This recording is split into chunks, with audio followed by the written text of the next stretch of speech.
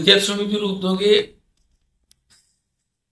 এলাকার মানুষজন কৃষি দপ্তরে তারা প্রশিক্ষণ নিয়েছেন।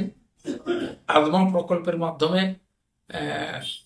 প্রাণী সম্পদ ও মৎস্য দপ্তরের প্রশিক্ষণ দেওয়া হয়েছে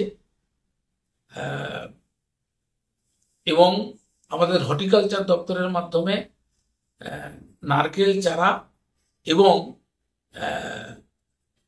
বীজ, শাকসবজির বীজ বিলি বন্টন করা হয়েছে।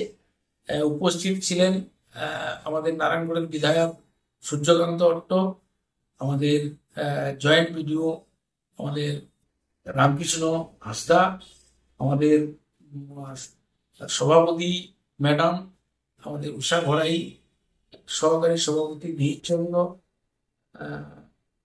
প্রমুখের উপস্থিতিতে